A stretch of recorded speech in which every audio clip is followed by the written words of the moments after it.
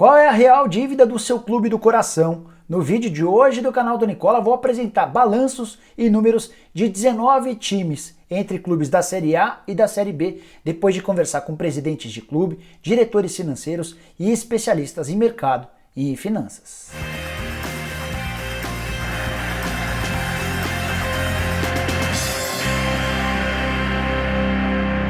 Fala aí pessoal, eu sou o Jorge Nicola, bem-vindo a mais um vídeo do canal. Esse vídeo promete, tenho certeza que você vai curtir. Mas antes de te apresentar os números do seu clube do coração relacionados à dívida, dá uma olhada nessa dica esperta. A Bet4Plus chegou ao Brasil e na Bet4Plus você acompanha tudo o que está rolando no mundo dos esportes.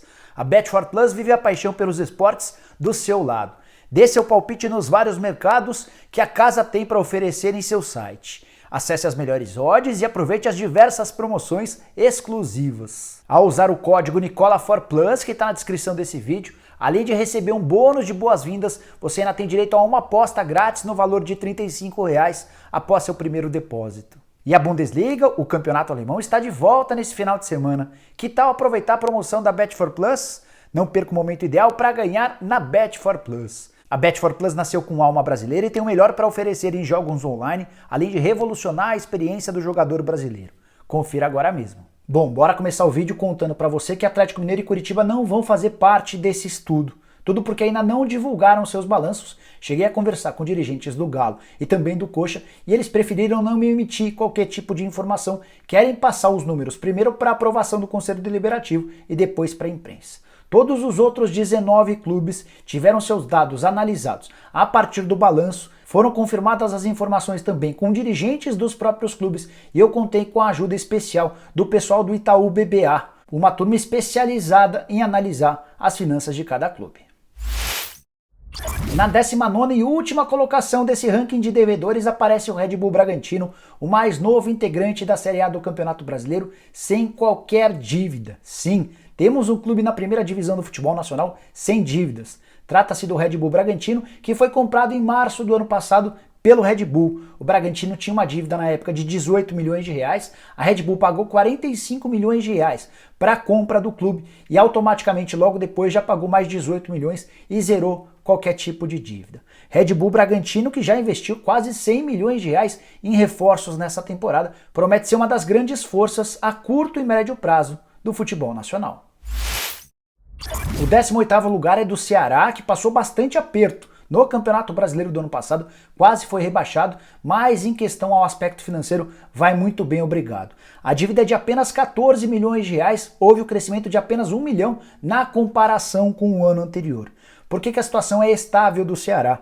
Porque é um clube que tem uma receita muito maior do que a sua dívida. A receita na temporada passada, por exemplo, foi de 98 milhões de reais, a dívida é só de 14 milhões e o custo de futebol na temporada de 2019 foi na casa dos 80 milhões de reais. E, detalhe importante, se a gente pegar os últimos 6 anos de déficits ou superávites, o Ceará está no positivo em 13 milhões de reais. A 17ª colocação é do Goiás, que aparece com uma dívida de 18 milhões de reais em dezembro de 2019. Dívida que aumentou em 2 milhões de reais na comparação com dezembro de 2018. Outro time bastante equilibrado, com salários absolutamente em dia. Importante, a venda do Michael, fechada por 7 milhões e meio de euros para o Flamengo, só foi registrada em 10 de janeiro desse ano, ou seja, não entra na contabilidade que eu estou te apresentando aqui. O Goiás já garantiu um grande respiro para a temporada de 2020 com a transferência do atacante, clube que só gasta 62% daquilo que arrecada com o departamento de futebol, número extremamente interessante, e acumula 70 milhões de reais de superávites nos últimos 6 anos. Outra novidade na Série A do Campeonato Brasileiro é o Atlético Goianiense, 16º colocado nesse ranking de dívidas do futebol nacional. Ele tem 23 milhões de reais de dívidas no último mês de dezembro. Eram 25 milhões de reais na temporada anterior, em dezembro de 2018, ou seja, o Atlético Goianiense é um dos poucos clubes no Brasil que conseguiu reduzir sua dívida nessa temporada passada. Isso tem muito a ver com o fato de ter gastado bem pouco na segunda divisão do futebol brasileiro. Ele tinha só a 8ª folha mais alta da Série B. Na oportunidade gastava só 800 mil reais e apesar de um custo tão baixo, conseguiu a 4ª e última colocação que garantiria a classificação para a Série A do Campeonato Brasileiro.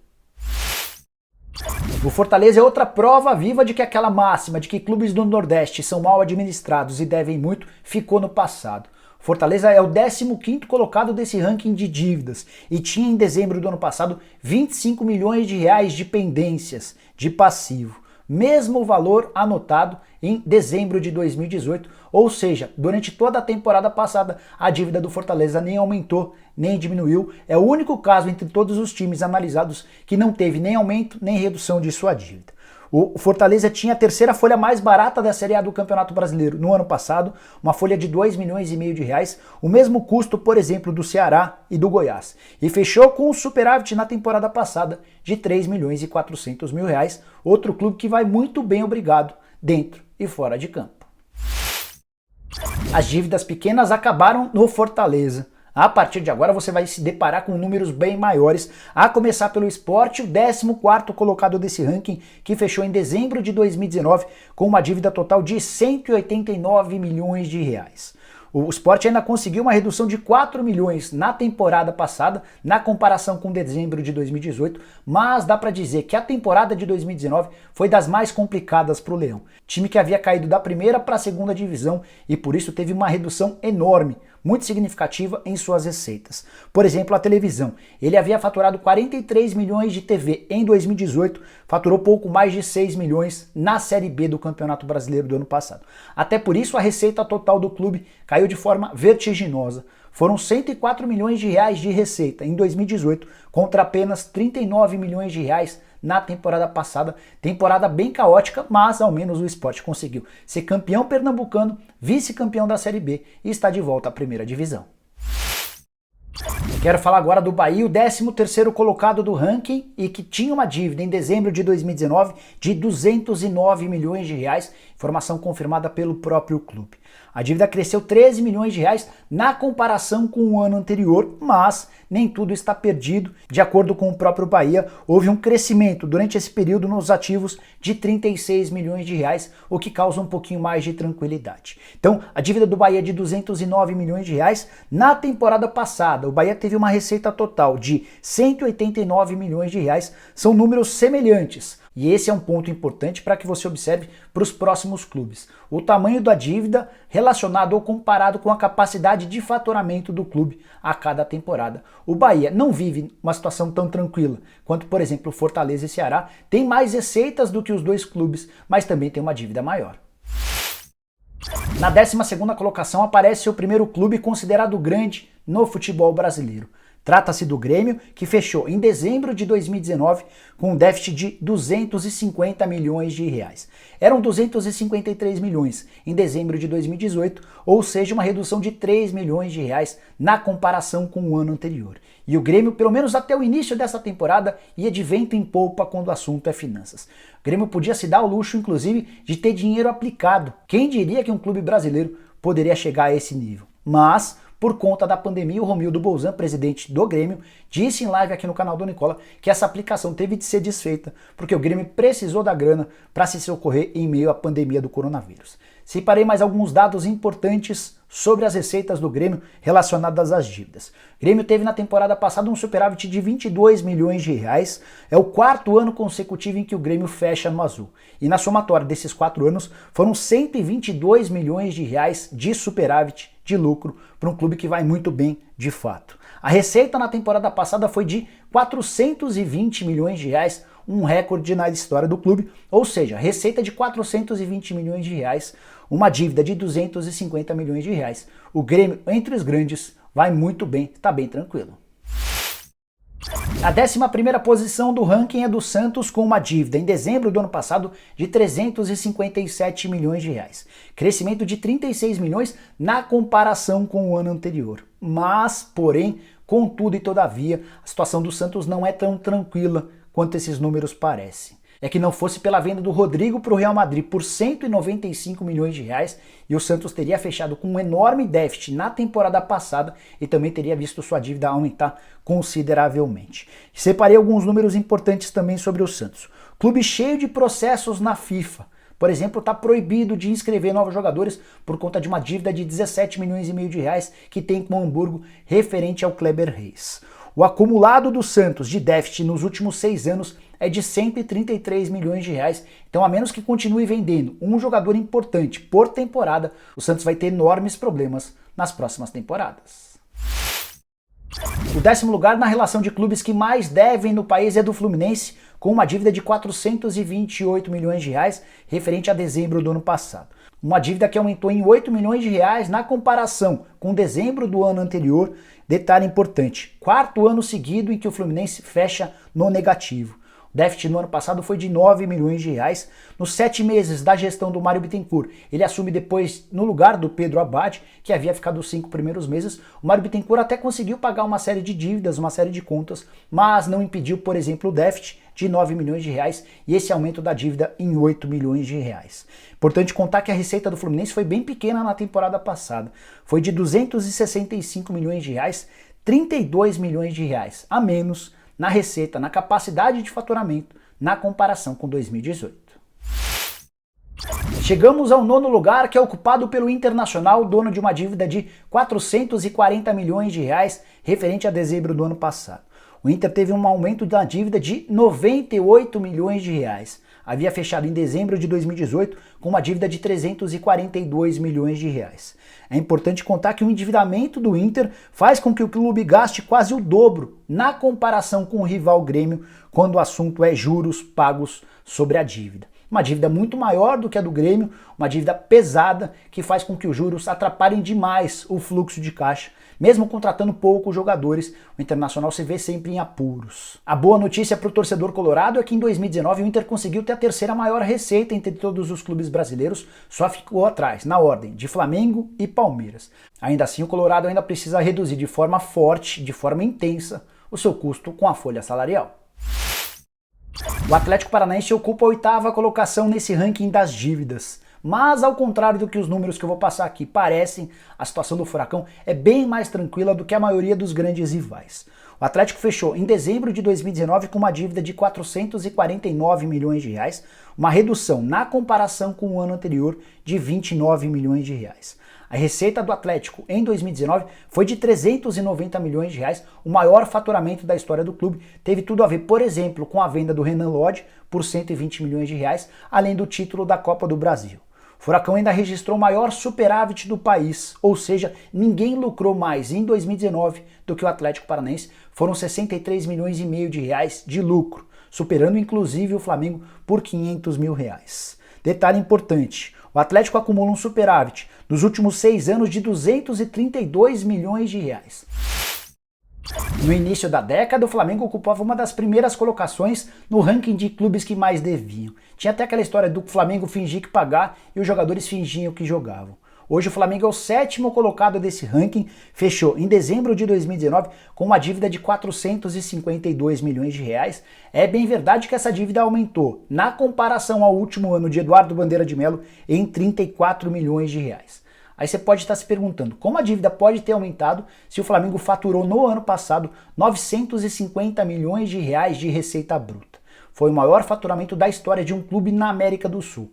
Nem no Brasil e nem em nenhum outro país da América do Sul a gente havia visto alguém faturar tanto. Comparável inclusive ao faturamento da CBF, que embolsou 970 milhões de reais na temporada passada. O grande problema é que, apesar de ter arrecadado muito, o Flamengo gastou demais no ano passado. O presidente Rodolfo Landim, logo no seu primeiro ano, decidiu gastar, por exemplo, só em reforços 209 milhões de reais. Os custos com a folha salarial, que chegou a bater 23 milhões de reais na temporada passada, e os empréstimos ajudam a explicar o crescimento na dívida do Flamengo. Mas o torcedor rubro-negro não tem que estar muito preocupado com isso não. É que apesar de ter essa dívida de 452 milhões de reais, ela equivale à metade da capacidade de receita que o Flamengo tem em uma única temporada. Então é uma dívida absolutamente administrável. Só queria terminar contando que o Flamengo, antes da era Bandeira de Melo, chegou a ter uma dívida superior a 700 milhões de reais e nos últimos 6 anos já acumula superávites de 615 milhões de reais. O 6º lugar nesse ranking é do São Paulo, 482 milhões de reais de dívidas em dezembro do ano passado. Houve um aumento de 170 milhões de reais na comparação ao ano anterior.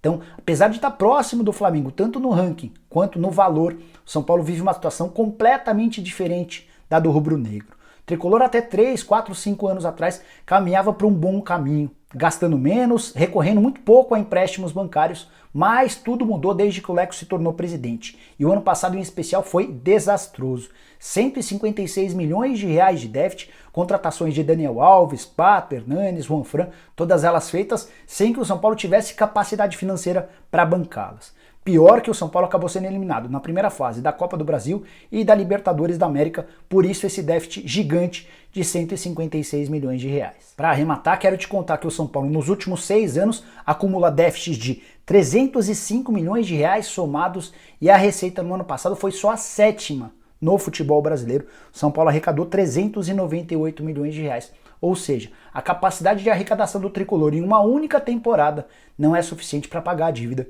de 482 milhões de reais. O quinto lugar nesse ranking de dívidas dos clubes brasileiros é ocupado pelo Palmeiras, que fechou dezembro de 2019 com uma dívida de 516 milhões de reais, um aumento de 96 milhões de reais na comparação com o ano anterior. Definitivamente 2019 não foi bacana para Maurício Gagliotti e companhia. Primeiro porque o time não foi bem em campo, não conseguiu títulos, depois porque gastou demais. Por exemplo, a dívida com a Crefisa saltou de 142 milhões para 172 milhões de reais. O Palmeiras ainda tem custos muito altos com seu departamento de futebol, gastou só no ano passado 551 milhões de reais. Valor muito próximo ao que o Flamengo gasta com seu departamento de futebol, a diferença está na capacidade de arrecadação. Enquanto o Flamengo faturou 950 milhões de reais, o Palmeiras faturou só 641 milhões de reais. Por isso o superávit alviverde no ano passado foi de 1.700.000 reais, muito menor do que nos anos anteriores. Em 2016 o Palmeiras teve 90 milhões de reais de superávit, em 2017 teve 57 milhões de reais e em 2018 havia tido 30 milhões de reais de superávit contra apenas 1.700.000 da temporada passada. Bora falar sobre o quarto lugar nesse ranking, que é ocupado pelo Vasco da Gama, cuja dívida no ano passado, em dezembro do ano passado, foi de 566 milhões de reais. Um aumento de 70 milhões de reais na comparação com o ano anterior.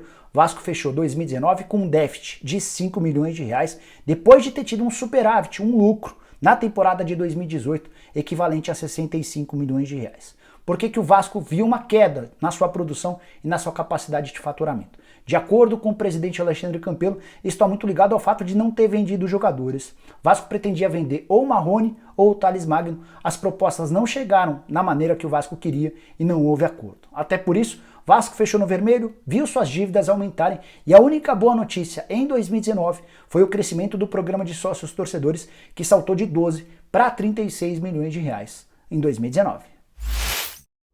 Está na hora de falar sobre outro clube com situação extremamente delicada, o Corinthians, que é o terceiro colocado nesse ranking dos clubes que mais devem. 668 milhões de reais de dívida em dezembro do ano passado, um aumento de 199 milhões de reais na comparação com dezembro de 2018. O ano de 2019 foi tenebroso para o Corinthians. 177 milhões de déficit, ou seja, o Corinthians gastou 177 milhões a mais do que aquilo que arrecadou. E as justificativas são várias. Que o Corinthians vendeu muito pouco jogadores, foram só 45 milhões de reais com vendas, que o Corinthians não tem bilheteria, embora isso já seja algo bem antigo, desde que passou a ter um estádio. Toda a grana com bilheteria é utilizada para o pagamento do financiamento. O Corinthians, que vive situação extremamente delicada, tem 239 milhões de reais de dívidas a curto prazo. Inclusive há uma negociação nesse momento para que o Corinthians consiga alongar pelo menos 100 milhões de reais dessa dívida para ter um pouquinho mais de respiro em relação ao fluxo de caixa, até para que não passe vexames como os atuais. O Corinthians chegou a atrasar, por exemplo, recentemente o pagamento da conta de luz e teve a luz do Parque São Jorge cortada. Para fechar, queria te contar que a venda do Pedrinho para o Benfica, que vai garantir algo na casa dos 87 milhões de reais ao Corinthians, certamente vai dar uma melhorada, uma aliviada momentânea na condição do Corinthians. O Corinthians receberia essa grana em 4 anos, mas está procurando em bancos a antecipação desse dinheiro para tentar pagar contas emergenciais. O segundo clube que mais deve desse ranking é o Botafogo, que fechou dezembro de 2019 com uma dívida de 734 milhões de reais, um aumento de 62 milhões de reais na comparação com o ano anterior. A única boa notícia para o torcedor botafoguense é que agora o clube não é aquele que mais deve no país, foi superado pelo Cruzeiro. Daqui a pouco eu falo sobre a Raposa. Voltando ao Botafogo, De acordo com Carlos Augusto Montenegro, ex-presidente do clube e homem importante do departamento de futebol, hoje as dívidas do Botafogo são impagáveis. Declaração do próprio dirigente, que chegou a afirmar que se o Botafogo não se transformar numa SA, uma sociedade anônima, num clube empresa, o Botafogo vai correr o risco de em pouco tempo se transformar no América do Rio de Janeiro. Na temporada passada, o Botafogo registrou um déficit de 20 milhões de reais, com receitas bem pequenas de 191 milhões de reais. E o pior, o patrimônio líquido do Botafogo hoje é de 729 milhões de reais no negativo. Chegamos ao primeiro lugar, que é ocupado pelo Cruzeiro, o clube que mais deve no país. Em dezembro do ano passado, a dívida do Cruzeiro era de 763 milhões de reais, número divulgado pelo Itaú BBA. A dívida do Cruzeiro, na comparação com o ano anterior, subiu 294 milhões de reais. Vou repetir. O Cruzeiro, em apenas um ano, viu sua dívida subir em 294 milhões de reais. São quase 300 milhões a mais de crescimento em um único ano. Isso tem tudo a ver com 2019 desastroso, tenebroso, horrível, horripilante. Use o adjetivo que você quiser. O Cruzeiro registrou em 2019 um déficit de 394 milhões de reais. Ou seja, o Cruzeiro na temporada passada gastou quase 400 milhões a mais do que aquilo que arrecadou. Por mais incrível que isso possa parecer, Wagner Pires de Sá, Sérgio Nonato e Itair Machado têm tudo a ver com esses números absolutamente desastrosos. Números que fazem com que o Cruzeiro se torne um clube muito, mas muito a perigo, até em relação ao rebaixamento para a Série C. Cheguei a gravar um vídeo sobre o risco de punições relacionadas à FIFA e uma série de dívidas que o Cruzeiro tem com clubes do exterior. Para arrematar, preciso te trazer mais alguns números sobre esse déficit estrondoso do Cruzeiro na temporada passada. O clube arrecadou só 280 milhões de reais. Apostou que chegaria longe nas competições, mas acabou quebrando a cara e ainda foi rebaixado para a Série B do Campeonato Brasileiro, o que vai determinar em 2020 uma redução gigante nas cotas, por exemplo, de televisão. O clube que arrecadava cerca de 70, 80 milhões de reais vai ter algo na casa de 7 ou 8 milhões de reais com cota de TV enquanto disputar a Série B. E o sócio, o torcedor e a bilheteria, que costumam ser boas receitas para os clubes grandes que caem para a Série B, o torcedor costuma apoiar o time para voltar para a primeira divisão. O Cruzeiro dificilmente vai contar com essas receitas por causa da pandemia do coronavírus. O Cruzeiro vai ter de se acostumar a jogar durante quase toda a segunda divisão sem torcida. E com menos pontos, já são 6 pontos a menos logo no início da competição por conta do não pagamento ao Al-Wahda do empréstimo referente ao Denilson.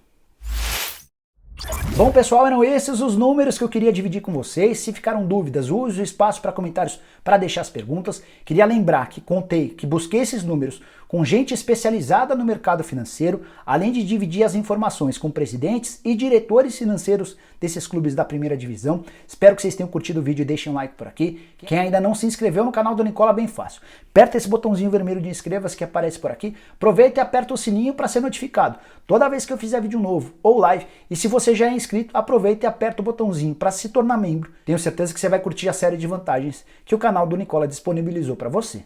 A gente se vê em breve. Tchau, tchau!